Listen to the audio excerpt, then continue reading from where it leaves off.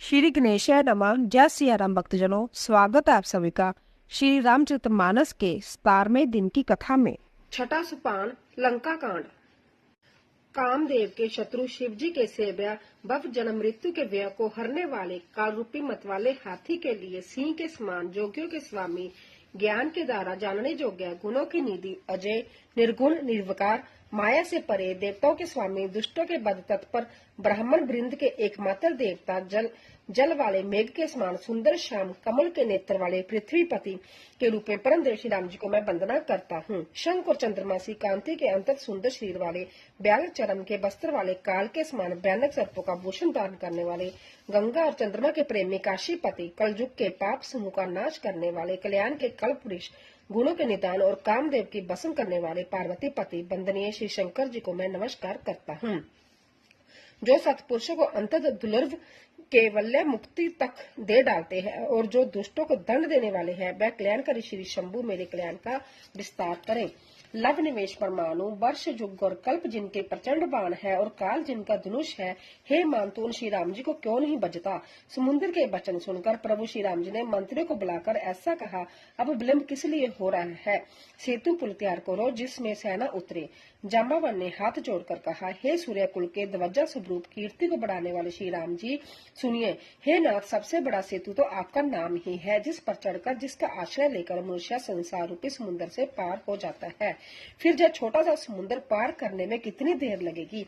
ऐसा सुनकर फिर पवन कुमार श्री हनुमान जी ने कहा, प्रभु का प्रताप बारी समुद्र की आग के समान है। इसने पहले समुद्र के जल को सोख लिया था, परंतु आपके शत्रुओं की स्त्रियों के अंशों की धारा से यह फिर बढ़ गया है और उसी से खारा भी हो गया है।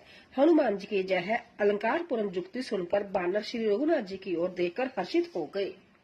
जांबावन ने नल नील दोनों भाइयों को बुलाकर उन्हें सारी कथा कह सुनाई और कहा, मन में श्री राम जी के प्रताप को स्मरण करके सेतु तैयार करो, कुछ भी परिश्रम नहीं होगा। फिर बानरों के समूह को बुला लिया। आप सब लोग मेरी कुछ विनती सुनिए। अपने हृदय में श्री राम जी के चरण कमलों को धारण कर लीजिए और सब बालू और बानर एक खेल कीजिए। विकट बानरों के समूह दौड़ जाइए और वृक्षों तथा पर्वतों के समूहों को उखाड़ लाइए। जय सुनकर बानर और बालू हुंकार करके और श्री रघुनाथ जी के प्रताप समूह को जय पुकारते हुए चले। बहुत ऊंचे ऊंचे पर्वतों और वृक्षों को खेल के तरह ही उखाड़ कर उठा लेते हैं और ला लाकर नल नील को देते हैं। वह अच्छी तरह सुंदर सेतु बनाते हैं। बानर बड़े बड़े पहाड़ ला ला कर देते हैं और नल नील उन्हें गेंद की तरह ले लेते हैं। सेतु की अंतत सुंदर रचना देखकर कृपा सिंधु श्री राम जी हंसकर वचन बोले, जहाँ की भूमि परम रमणीय और उत्तम है, इसकी असीम महिमा वर्णन नहीं हो सकती। मैं जहाँ शिव जी की स्थापना करूंगा, मेरे हृदय में जय महान संकल्प है। श्री राम जी के वचन सुनकर वानर सुग्रीव ने बहुत से दूत भेजे, जो सब श्रेष्ठ मुनियों को बुलाकर ले आए। शिवलिंग की स्थापना करके विधि पूर्वक उसका पूजन किया। फिर भगवान बोले, शिव जी के समान मुझको दूसरा कोई प्रिय नहीं है। जो शिव जी से द्रोह रखता है और मेरा भक्त कहलाता है, वह मनुष्य स्वप्न में भी मुझे नहीं पाता। शंकर जी से विमुख होकर जो मेरी भक्ति चाहता है, वह नरकगामी, मूर्ख और अल्प बुद्धि है। जिनको शंकर जी प्रिय है, परंतु जो मेरे द्रोही है, अब जो शिव जी के द्रोही है और मेरे दास बनना चाहते हैं, वह मनुष्य कल्प भर में घोर नरक में निवास करते हैं। जो मनुष्य मेरे स्थापित किए हुए इन रामेश्वर की दर्शन करेंगे, वह शरीर छोड़कर मेरे लोक को आएंगे और जो गंगा जल लाकर इन पर चढ़ावेगा, वह मनुष्य समुझ मुक्ति पावेगा, अर्थात मेरे साथ एक हो जाएगा। जो छल छोड़कर और निष्काम होकर श्री रामेश्वर जी की सेवा करेंगे, उन्हें शंकर जी मेरी भक्ति देंगे और जो मेरे बनाए सेतु का दर्शन करेगा, वह बिना ही परिश्रम संसार रूपी समुद्र से तर जाएगा। श्री राम जी के वचन सबके मन को अच्छे लगे। तदंतर वह श्रेष्ठ मुनि अपने अपने आश्रमों को लौट आए। शिव जी कहते हैं, हे पार्वती, श्री रघुनाथ जी की जय रीति है कि वह शरणागत पर भी सदा प्रीति करते हैं। चतुर नल और नील ने सेतु बांधा। श्री राम जी की कृपा से उनका जश सर्वत्र फैल गया। जो पत्थर आप डूबते हैं और दूसरों को डुबा लेते हैं, वह ही जहाज के समान संभव तैरने वाले और दूसरों को पार ले जाने वाले हो गए। यह ना तो समुद्र की महिमा वर्णन की गई है, न पत्थरों का गुण है और न ही बानरों की ही कोई करामत है। श्री रघुवर जी के प्रताप से पत्थर भी समुद्र पर तैर गए। ऐसे श्री राम जी को छोड़कर जो किसी दूसरे स्वामी को जाकर बजते हैं, वह निश्चय मंदबुद्धि है। नल नील ने सेतु बांधकर उसे बहुत मजबूत बनाया। देखने पर वह कृपा निदान श्री राम जी के मन को अच्छा लगा। सेना चली जिसका कुछ वर्णन नहीं हो सकता। जोधा बानरों के समुदाय गरज रहे हैं। कृपालु श्री रघुनाथ जी सेतु बंध के तट पर चढ़कर समुद्र का विस्तार देखने लगे। करुणा कंद करुणा के मूल प्रभु के दर्शन के लिए सब जलचरों के समूह प्रकट हो गए। जल के ऊपर निकल आए। बहुत तरह के मगर, नाग, घड़ियाल, मच्छ और सर्प थे, जिनके 100 योजन के बहुत बड़े विशाल शरीर थे। कुछ ऐसे भी जंतु थे जो उनको भी खा जाए। किसी किसी के डर से तो वह भी डर रहे थे। वह सब बैर विरोध बोलकर प्रभु के दर्शन कर रहे थे, हटाने से भी नहीं हटते। सबके मन में हर्षित है, सब सुखी हो गए। उनकी आड़ के कारण जल नहीं दिखाई पड़ता। वह सब भगवान का रूप देखकर आनंद और प्रेम में मगन हो गए। प्रभु श्री रामचंद्र जी की आज्ञा पाकर सेना चली। वानर सेना की अत्यधिक संख्या को कौन कह सकता है। सेतु बंध पर बड़ी भीड़ हो गई। इससे कुछ वानर आकाश मार्ग से उड़ने लगे और दूसरे कितने ही जलचर जीवों पर चढ़ चढ़कर पार जा रहे हैं। कृपालु रघुनाथ जी तथा लक्ष्मण जी दोनों भाई ऐसा कौतुक देखकर हंसते हुए चले। श्री रघुवर जी सेना सहित समुद्र के पार हो गए। बानरों और उनके सेनापति की भीड़ कहीं नहीं जा सकती। प्रभु ने समुद्र के पार डेरा डाला और सब बानरों को आज्ञा दी कि तुम जाकर सुंदर फल फूल खाओ। जय सुनते ही रिछ वानर जहां तहां दौड़ पड़े। श्री राम जी की सेवा के लिए सब वृक्ष ऋतु समय गति को छोड़कर फल उठे। बानर बालू मीठे मीठे फल खा रहे हैं, वृक्षों को हिला रहे हैं और पर्वतों के शिखरों की लंका की ओर फेंक रहे हैं।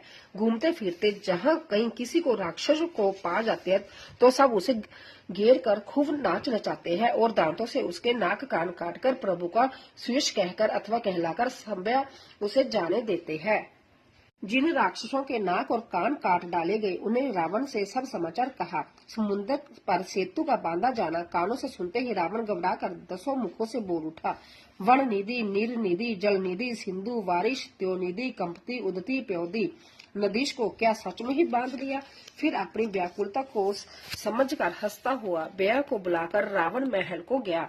जब मंदोदरी ने सुना कि प्रभु श्री राम जी आ गए हैं और उन्होंने खेल में ही समुद्र को बंधवा लिया है, तब वह हाथ पकड़कर पति को अपने महल में लाकर परम मनोहर वाणी बोली। चरणों में सिर नवाकर उसने अपना आंचल पसारा और कहा, हे प्रीतम, क्रोध त्याग कर मेरा वचन सुनिए। हे नाथ, बैर उसी के साथ करना चाहिए जिससे बुद्धि और बल के द्वारा जीत सके। आप में और श्री रघुनाथ जी में निश्चय ही कैसा अंतर है, जैसे जुगनू और सूर्य में, जिन्होंने विष्णु रूप से अत्यंत बलवान मधु और केटव दैत्य मारे और बराह और नरसिंह रूप में महान शूरवीर दिति के पुत्रों हिरणाक्ष और हिरण्यकशिपु का संहार किया, जिन्होंने वामन रूप से बलि को बांधा और परशुराम रूप में सहस्रबाहु को मारा। वह ही भगवान पृथ्वी का भार हरण करने के लिए राम रूप में प्रकट हुए हैं। हे नाथ, उनका विरोध ना कीजिए जिनके हाथ में काल, कर्म और जीव सभी है। श्री राम जी के चरण कमलों में सिर नवाकर उनकी शरण में जाकर उनको जानकी जी सौंप दीजिए और आप पुत्र को राज्य देकर वन में जाकर श्री रघुनाथ जी का भजन कीजिए। हे नाथ, श्री रघुनाथ जी तो दिनों पर दया करने वाले हैं। समुख शरण जाने पर तो बाघ भी नहीं खाता। आपको जो कुछ करना चाहिए था वह सब आप कर चुके। आपने देवता, राक्षस तथा चर अचर सभी को जीत लिया। हे दशमुख संतजन, ऐसी नीति कहते हैं कि चौथेपन बुढ़ापे में राजा को वन में चला जाना चाहिए। हे स्वामी, वहाँ वन में आप उनका भजन कीजिए जो सृष्टि के रचने वाले, पालने वाले और संहार करने वाले हैं। हे नाथ, आप विषयों की सारी ममता छोड़कर उन्हीं शरणागत पर प्रेम करने वाले भगवान का भजन कीजिए, जिनके लिए श्रेष्ठ मुनि साधन करते हैं और राजा राज्य छोड़कर बैरागी हो जाते हैं। वे ही कौशलाधीश श्री रघुनाथ जी आप पर दया करने आए हैं। हे प्रीतम, यदि आप मेरी सीख मान लेंगे तो आपका अत्यंत पवित्र और सुंदर जश तीनों लोकों में फैल जाएगा। ऐसा कहकर नेत्रों में जल भरकर और पति के चरण पकड़कर कांपते हुए शरीर से मंदोदरी ने कहा, हे नाथ, श्री रघुनाथ जी का भजन कीजिए जिससे मेरा सुहाग अचल हो जाए। तब रावण ने मंदोदरी को उठाया और वह दुष्ट उसने अपनी प्रभुता कहने लगा, हे प्रिय, सुन, तूने व्यर्थ ही व्यय मान रखा है। बात बता तो जगत में मेरे समान योद्धा कौन है। वरुण, कुबेर, पवन, जमराज आदि सभी दिक्पालों तथा काल को भी मैंने अपनी भुजाओं के बल से जीत रखा है। देवता, दानव और मनुष्य सभी मेरे वश में है। फिर तुझको जब व्यय किस कारण उत्पन्न हो गया। मंदोदरी ने उसे बहुत तरह से समझाकर कहा, किंतु रावण ने उसकी एक भी बात ना मानी और वह फिर सभा में जाकर बैठ गया। मंदोदरी ने हृदय में ऐसा जान लिया कि काल के वश होने से पति को अभिमान हो गया। सभा में आकर उसने मंत्रियों से पूछा कि शत्रु के साथ किस प्रकार से युद्ध करना होगा। मंत्री कहने लगे, हे राक्षसों के नाथ, हे प्रभु सुनिए, आप बार बार क्यों पूछते हैं? कहिए तो ऐसा कौन सा बड़ा डर है जिसका विचार किया जाए? ब्याह की बात ही क्या है, मनुष्य और बानर बालू तो हमारे भोजन की सामग्री है। कानों से सबके वचन सुनकर रावण का पुत्र प्रहस्त हाथ जोड़कर कहने लगा, हे प्रभु, नीति के विरुद्ध कुछ भी नहीं करना चाहिए। मंत्रियों में बहुत ही थोड़ी बुद्धि है। यह सभी मूर्ख मंत्री ठुकर सुहाती मुंह देखी कह रहे हैं, हे नाथ, इस प्रकार की बातों से पूरा नहीं पड़ेगा। एक ही बंदर समुद्र लांग कर आया था, उसका चरित्र सब लोग अब भी मन ही मन गाया करते हैं, अर्थात स्मरण किया करते हैं। उस समय तुम लोगों में से किसी को भूख ना थी, बंदर तो तुम्हारा भोजन ही है, फिर नगर जलाते समय उसे पकड़कर क्यों नहीं खा लिया? इन मंत्रियों ने स्वामी आपको ऐसी सम्मति सुनाई है जो सुनने में अच्छी है, पर जिससे आगे चलकर दुख पाना होगा। जिसने खेल ही खेल में समुद्र बंधा लिया और जो सेना सहित सुवेल पर्वत पर आ उतरा, हे भाई, कहो जब वह मनुष्य है जिसे कहते हो कि हम खा लेंगे। सब गाल फुला फुला कर पागलों की तरह वचन कह रहे हैं। हे तात, मेरे वचनों को बहुत आदर से सुनिए, मुझे मन में कायर ना समझ लीजिएगा। जगत में ऐसे मनुष्य झुंड के झुंड बहुत अधिक है, जो प्यारी मुंह पर मीठी लगने वाली बात ही सुनते और कहते हैं। हे प्रभु, सुनने में कठोर परंतु परिणाम में परम हितकारी वचन जो सुनते और कहते हैं, वह मनुष्य ही बहुत ही थोड़े हैं। नीति सुनिए, पहले दूत भेजिए, फिर सीता जी को देकर श्री राम जी की प्रीति कर लीजिए। यदि वह स्त्री पाकर लौट जाए तब तो झगड़ा ना बढ़ाइएगा, नहीं तो यदि ना फिरे तो हे तात, सम्मुख युद्ध भूमि में उनसे हठ पूर्वक मार काट कीजिए। हे प्रभु, यदि आप मेरी यह सहमति मानेंगे तो जगत में दोनों ही प्रकार से आपका शीश होगा। रावण ने गुस्से में भरकर पुत्र से कहा, अरे मूर्ख, तुझे ऐसी बुद्धि किसने सिखाई? अभी से हृदय में डर हो रहा है। हे पुत्र, तू तो बांस की जड़ में गुमोई है, तू मेरे वंश के अनुकूल या अनुरूप नहीं हुआ। पिता की अंतत घोर और कठोर वाणी सुनकर प्रहस्त जैक कड़े वचन कहता हुआ घर को चला गया। हित की सलाह आपको कैसे नहीं लगती, आप पर कैसे असर नहीं करती, जैसे मृत्यु के वश हुए रोगी को दवा नहीं लगती। संध्या के समय जानकर रावण अपनी 20 भुजाओं को देखता हुआ महल को चला। लंका की चोटी पर एक अत्यंत विचित्र महल था, वहां नाच गान का अखाड़ा जमता था। रावण उस महल में जाकर बैठ गया। किन्नर उसके गुण समूहों को गाने लगे। ताल, पंखावाज, मृदंग और बीना बज रहे हैं। नृत्यों में प्रवीण अप्सराएं नाच रही है। वह निरंतर सैकड़ों इंद्रों के समान भोग विलास करता रहता है। जबकि श्री राम जी सरीखा अंतत प्रबल शत्रु सिर पर, फिर भी उसको ना तो चिंता है और ना डर है। जहाँ श्री रघुवीर जी सुवेल पर्वत पर सेना की बड़ी भीड़ बड़े बड़े समूहों के साथ उतरे। पर्वत का एक बहुत ऊंचा, परम रमणीय, समतल और विशेष रूप से उज्जवल शिखर देखकर वहां लक्ष्मण जी ने वृक्षों के कोमल पत्ते और सुंदर फूल अपने हाथों में से सजाकर बिछा दिए। उस पर सुंदर और कोमल मृगशाला बिछा दी। उसी आसन पर कृपालु श्री राम जी विराजमान थे। प्रभु श्री राम जी वानरराज सुग्रीव की गोद में अपना सिर रखे हैं। उनकी बाईं ओर धनुष तथा दाहिनी ओर तरकस है। वह अपने दोनों कर कमलों से बाण सुधार रहे हैं। विभीषण जी कानों से लगकर सलाह कर रहे हैं। परम भाग्यशाली अंगद और हनुमान जी अनेकों प्रकार से प्रभु के चरण कमलों को दबा रहे हैं। लक्ष्मण जी कमर में तरकस कसे और हाथों में धनुष बांध लिए वीरासन से प्रभु के पीछे सुशोभित है। इस प्रकार कृपा, रूप, सौंदर्य और गुणों के दाम श्री राम जी विराजमान है। वह मनुष्य धन्य है जो सदा इस ध्यान में लो लगाए रहते हैं। पूर्व दिशा की ओर देखकर प्रभु श्री राम जी ने चंद्रमा को उदय हुआ देखा। तब वह सब ने कहने लगे, चंद्रमा को तो देखो कैसा सिंह के समान निडर है। पूर्व दिशा रूपी पर्वत की गुफा में रहने वाला अंतत प्रताप, तेज और बल की राशि, जहाँ चंद्रमा रूपी सिंह अंधकार रूपी मत वाले हाथी के मस्तक को विदर्न करके आकाश रूपी वन में निर्भय विचर रहा है। आकाश में बिखरे हुए तारे मोतियों के समान है, जो रात्रि रूपी सुंदर स्त्री के श्रृंगार है। प्रभु ने कहा, भाइयों, चंद्रमा में जो कालापन है वह क्या है? अपनी अपनी बुद्धि के अनुसार कहो। सुग्रीव ने कहा, हे रघुनाथ जी सुनिए, चंद्रमा में पृथ्वी की छाया दिखाई दे रही है। किसी ने कहा, चंद्रमा को राहु ने मारा था, वह चोट का काला दाग हृदय पर पड़ा हुआ है।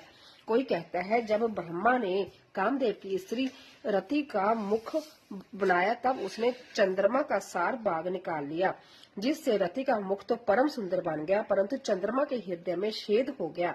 वही छेद चंद्रमा के हृदय में वर्तमान है, जिसकी राह से आकाश की काली छाया उसमें दिखाई पड़ती है।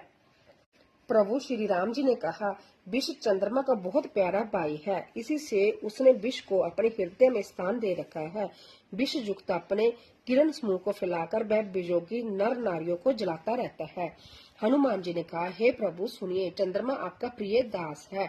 आपकी सुंदर श्याम मूर्ति चंद्रमा के हृदय में बसती है। वह श्यामता की झलक चंद्रमा में है। पवन पुत्र हनुमान जी के वचन सुनकर सुजान श्री राम हंसे।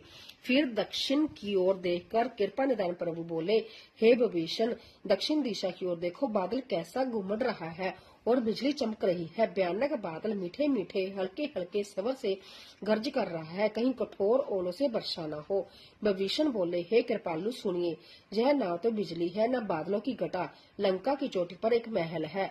दशग्रीव रावण वहां नाच गान का अखाड़ देख रहा है। रावण ने सिर पर मेघ डंवर बादलों के ढवर जैसा विशाल और काला छत्र धारण कर रखा है। वही मानो बादलों की अंतकाली घटा है।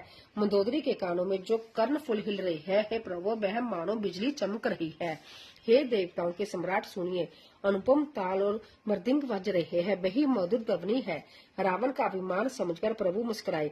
उन्होंने धनुष चढ़ाकर उस पर बाण का संधान किया और एक ही बाण से रावण के छत्र मुकुट और मंदोदरी के कर्णफुल काट गिराए।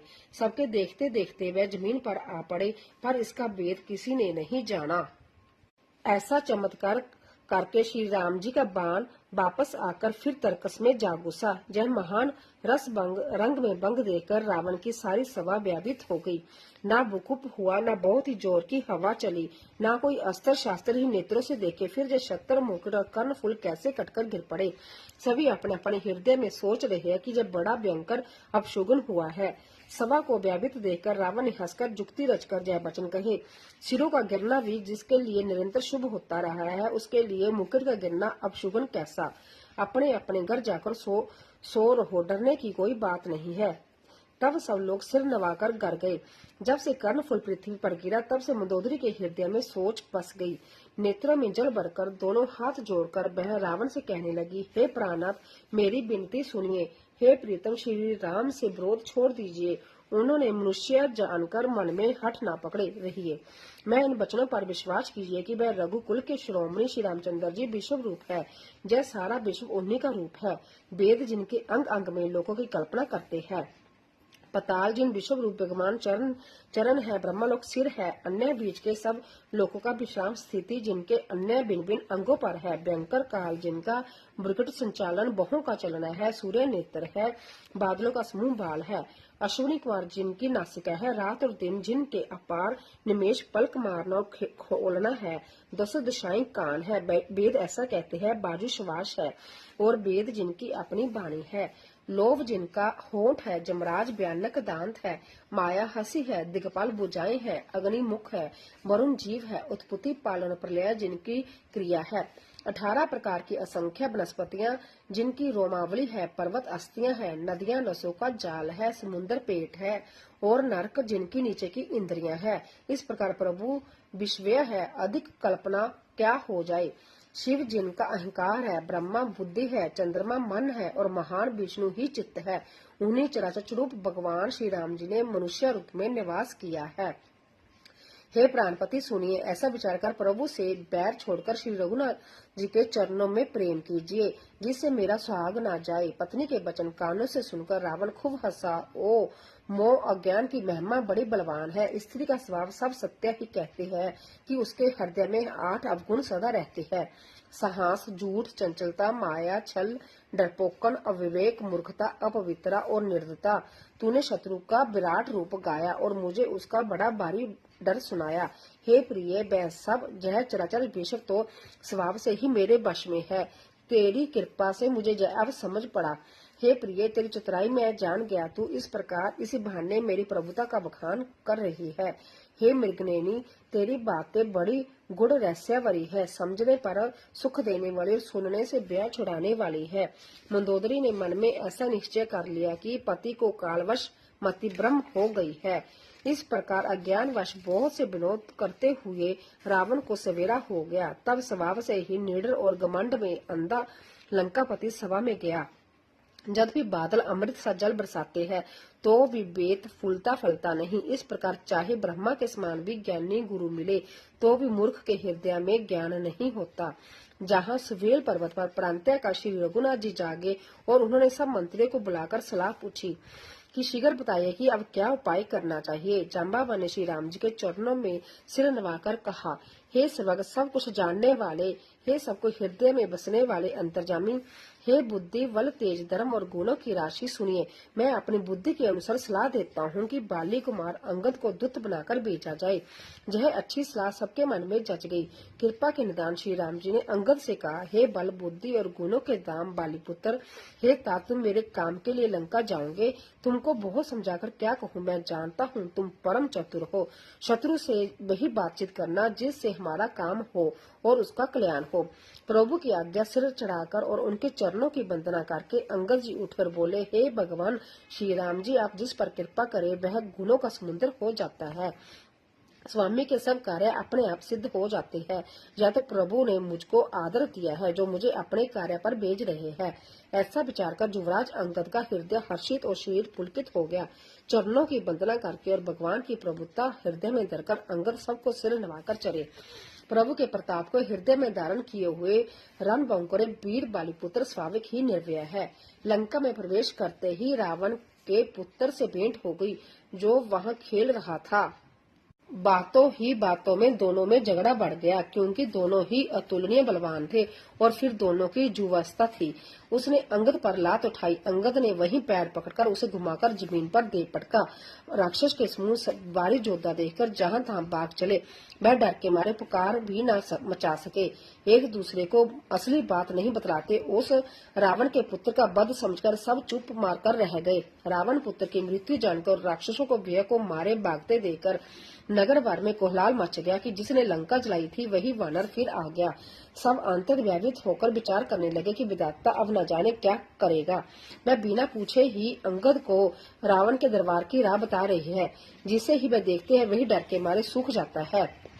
श्री राम जी के चरण कमलों का स्मरण करके अंगद जी रावण की सभा के द्वार पर गए और वह धीर और वीर बल की राशि अंगद के सीन से शान से इधर उधर देखने लगे। तुरंत ही उन्होंने एक राक्षस को भेजा और रावण को अपने आने का समाचार सूचित किया। सुनते ही रावण हंसकर बोला, बुला लाओ, देखो कहाँ है बंदर। आज्ञा पाकर बहुत से दूत दौड़े और बानरों में हाथी के समान अंगद को बुला लाए। अंगद ने रावण को ऐसे बैठे हुआ देखा जैसे कोई सजीव काजल का पहाड़ हो। भुजाएं वृक्षों के और सिर पर्वत के शिखरों के समान है। रोमावली मानो बहुत सी लताएं है। मुंह नाक नेत्र कान पर्वत की कंधराओं और खोहरे बराबर है। अंतत बलवान बांके वीर बालीपुत्र अंगद सभा में गए। वह मन में जरा भी नहीं झिझके। अंगद को देखते ही सब सभासद उठ खड़े हुए। यह देखकर रावण के हृदय में बड़ा क्रोध हुआ। जैसे मतवाले हाथियों के झुंड में सिंह निशंक होकर चला जाता है वैसे ही श्री राम जी के प्रताप का हृदय में स्मरण करके सभा में सिर नवाकर बैठ गई। रावण ने कहा, अरे बंदर तू कौन है? अंगद ने कहा, हे दशग्रीव, मैं श्री रघुवीर जी का दूत हूँ। मेरे पिता से और तुमसे मित्रता थी, इसीलिए हे भाई मैं तुम्हारी भलाई के लिए ही आया हूँ। तुम्हारा उत्तम कुल है, पुलत्स्य ऋषि के तुम पुत्र हो। शिवजी और ब्रह्मा जी की तुमने बहुत ही प्रकार से पूजा की है, उनसे वर पाए है और सब काम सिद्ध किए हैं। लोकपाल और सब राजाओं की तुमने जीत रखा है। राजमद से जब मोहवश से तुम जगजननी सीता जी को हर लाए हो। अब तुम मेरे शुभ वचन, मेरी हितवरी सलाह सुनो। उसके अनुसार चलने से प्रभु श्री राम जी तुम्हारे सब अपराध क्षमा कर देंगे।